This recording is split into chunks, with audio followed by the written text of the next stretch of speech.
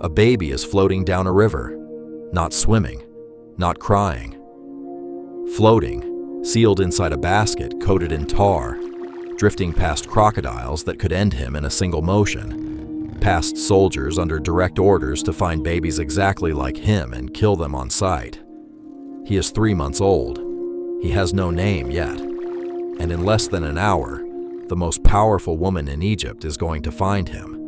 And instead of obeying her father's law, instead of doing what every soldier in the kingdom has been ordered to do, she's going to do the one thing nobody expected.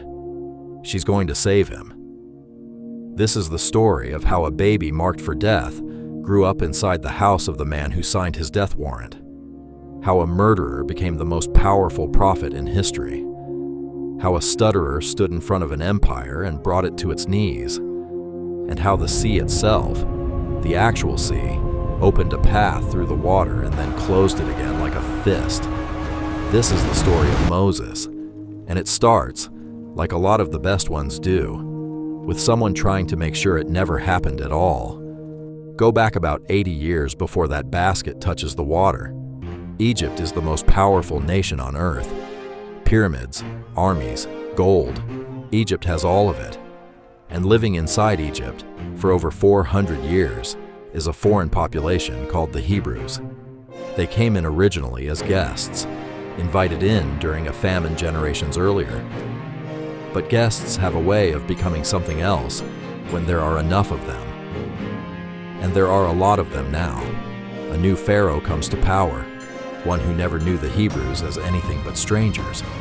And he looks out at this enormous foreign population living inside his borders, and he feels something every empire eventually feels: fear.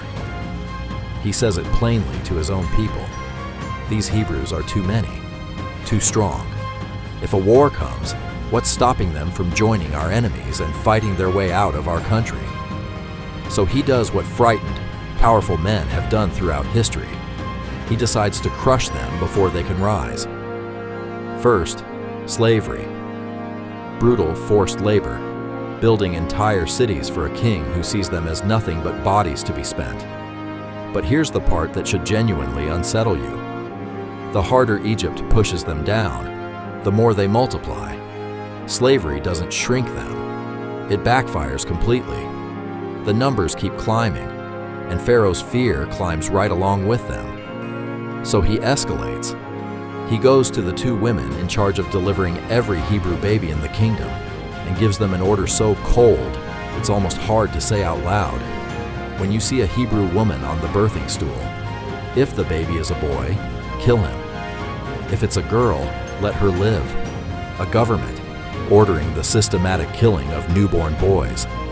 Genocide, dressed up as policy. And the 2 women say yes to his face.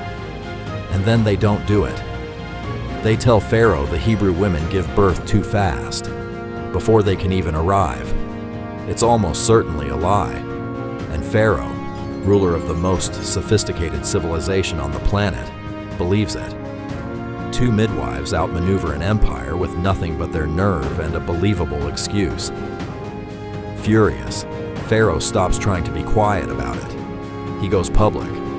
Every single one of his people, not just soldiers, everyone, is ordered to find Hebrew baby boys and throw them into the Nile. This is the world Moses is born into. Not a backdrop, not a setting. An active, ongoing campaign to make sure children exactly like him never reach their first birthday. A Hebrew woman gives birth to a son. The text says she looks at him and sees that he's good. Not just a mother's natural love, but something more. An instinct that this child matters. So she does the only thing she can. She hides him. For 3 months, in a nation actively hunting babies like hers, she keeps him silent and alive. But a baby gets louder every week. Hiding is a clock running out, and she knows it. So she makes one of the most quietly extraordinary decisions in the entire story.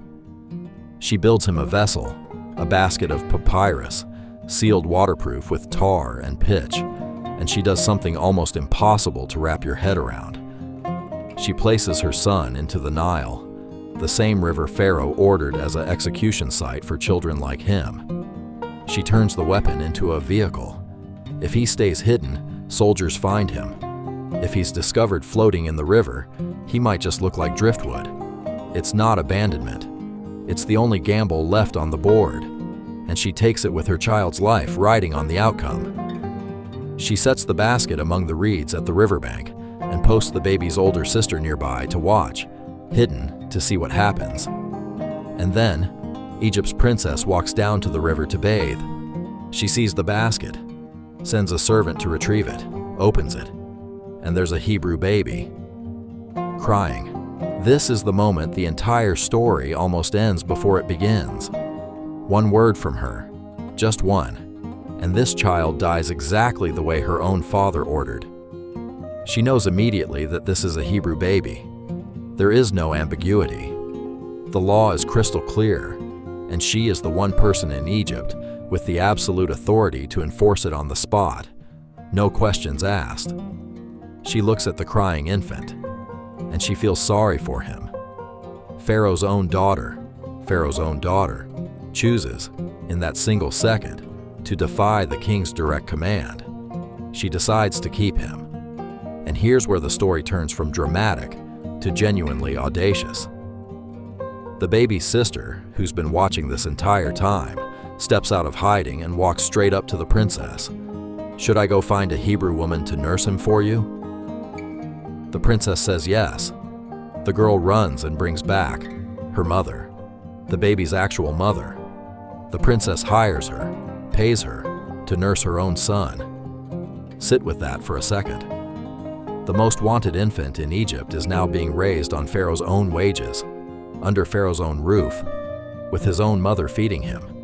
And the man hunting babies like him has no idea any of it is happening. The princess names him Moses, drawn out, because she drew him from the water, and brings him fully into the palace. The boy condemned to die in the Nile grows up as Egyptian royalty, in the household of the man who signed his death sentence. Fast forward.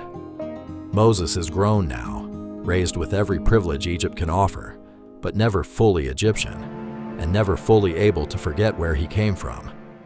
One day he walks out among his own people and watches an Egyptian overseer beating a Hebrew slave. Something detonates in him.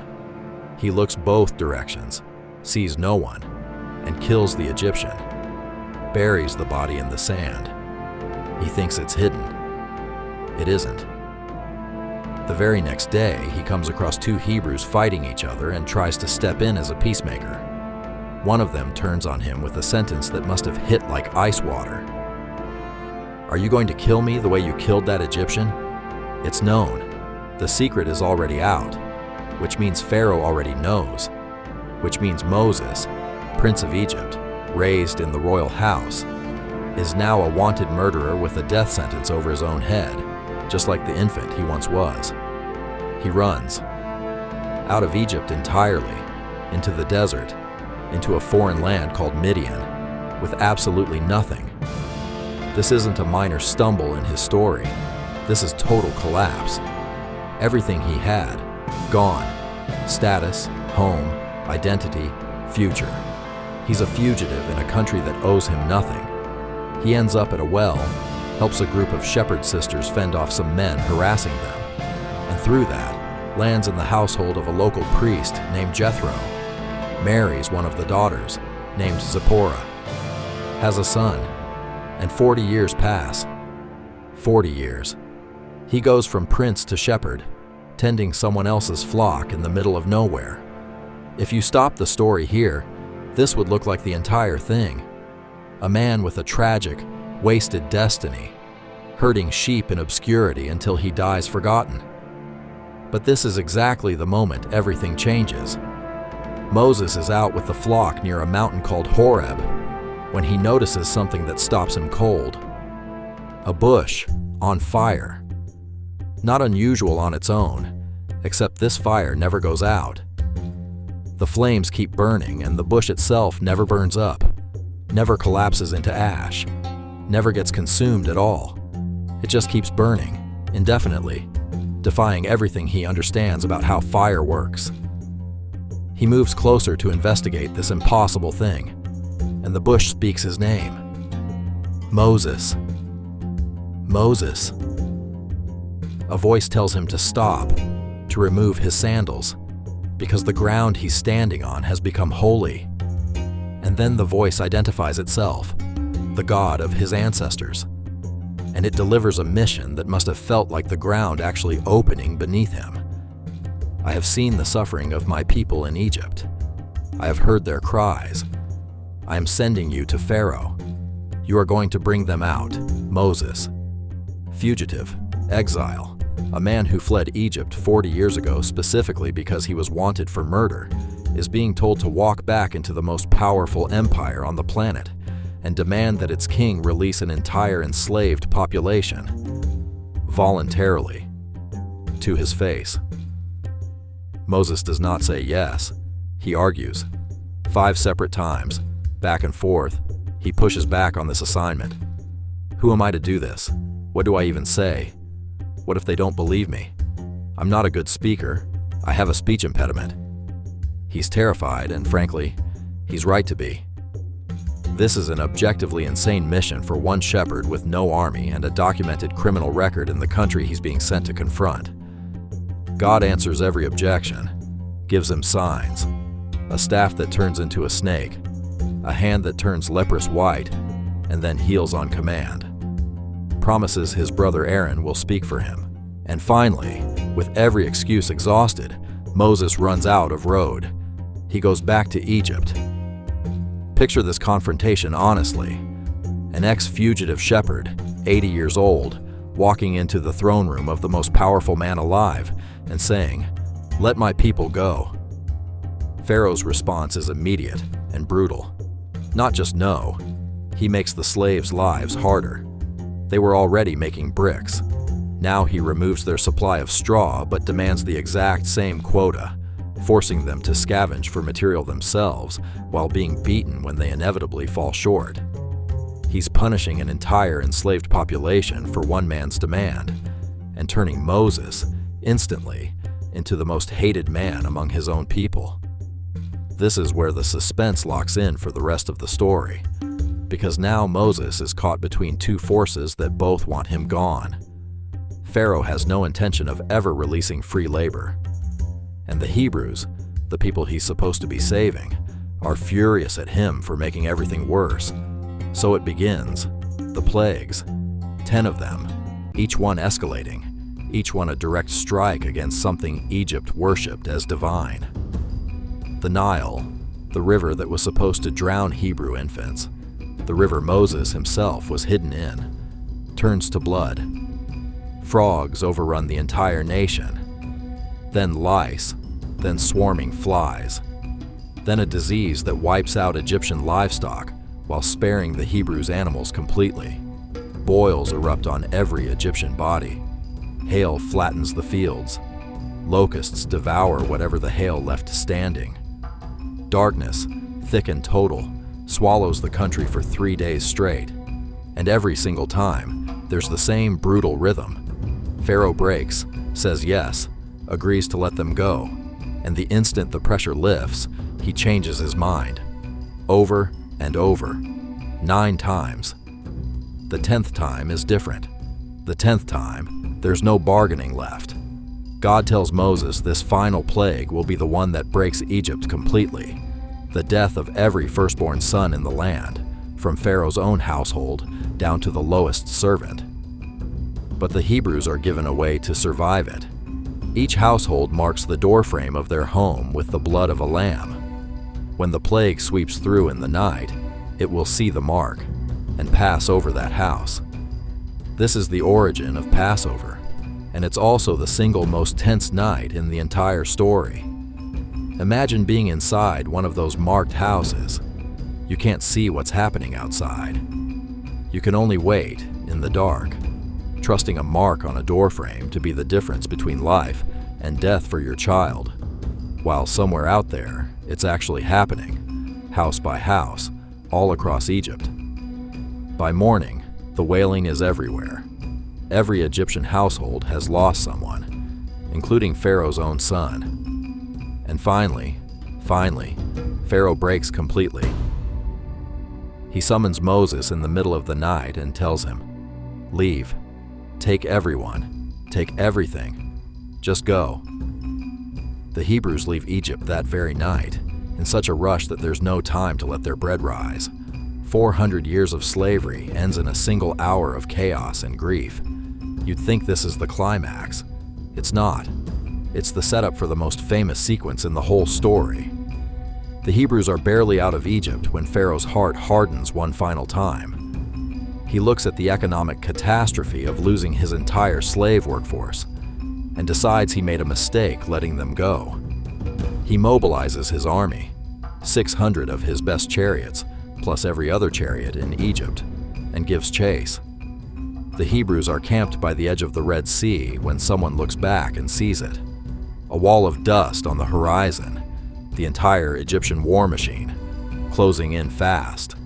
There is nowhere to go, water in front of them, the most feared military force on the planet behind them.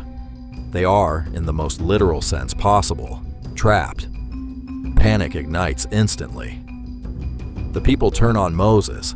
Was it not enough that there were no graves in Egypt? That you had to bring us out here to die in the wilderness? This is, by every rational measure, the end of the story. There is no tactical way out of this. None. And then Moses raises his staff over the water, and the sea splits, not metaphorically. The water pulls apart and stands, a wall on the right, a wall on the left, with dry ground running straight through the middle of where an ocean used to be. The Hebrews walk through it, all of them, every man, woman, child, and animal, crossing on the floor of what was, minutes earlier, the Red Sea. The Egyptian army follows them in, and once the last Hebrew foot touches the far shore, Moses raises his staff again, and the walls of water collapse back in on themselves, and the entire pursuing army is swallowed whole. The empire that hunted this man as an infant, that enslaved his people for 4 centuries, that chased him to the edge of the world to drag him back in chains, is gone in the space of a single wave crashing back down. You'd think freedom is the end of the story.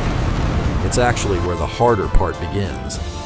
3 days into the wilderness, and the people are already turning on Moses again, furious over bitter water they can't drink. Then there's no food, and they tell him flatly they'd rather have died as slaves with full stomachs in Egypt than starve free in the desert. God provides a strange bread called manna that appears on the ground every morning, quail that drops from the sky. But the pattern repeats itself constantly. Crisis, complaint, provision, and then another crisis right behind it. This is the part of the story that rarely makes it into the highlight reel, but it's the part that makes Moses' burden almost unbearable.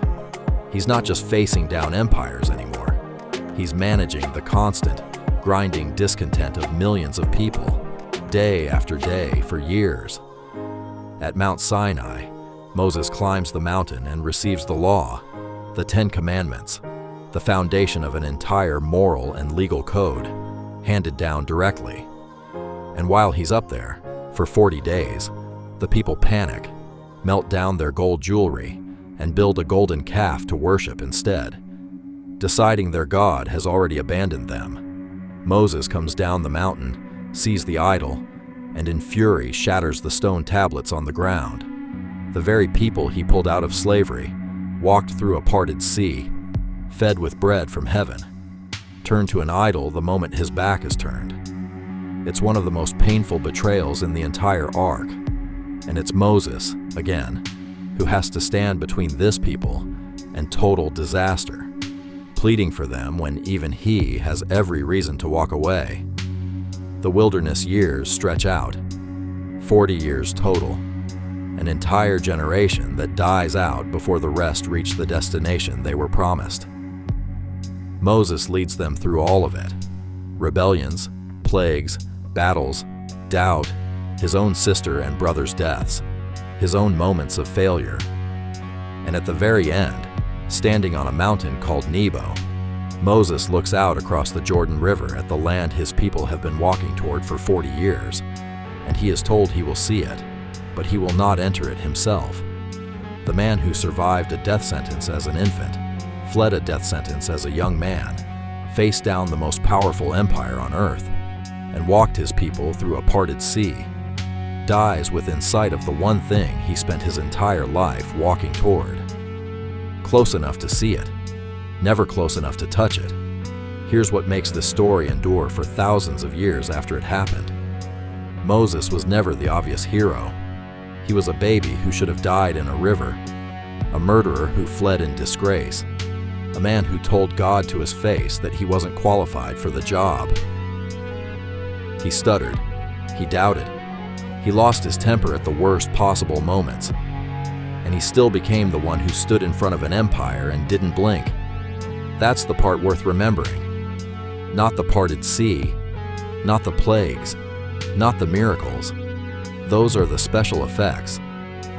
The real story is a frightened, reluctant man who kept showing up anyway, for 40 years, for people who didn't always deserve it, toward a destination he never got to see. If you were standing at that sea, army behind you, water in front of you, would you have kept walking? Tell me in the comments. If this story gave you chills, hit like, share it with someone who needs to hear it, and subscribe for the next one. Thanks for watching. See you in the next story.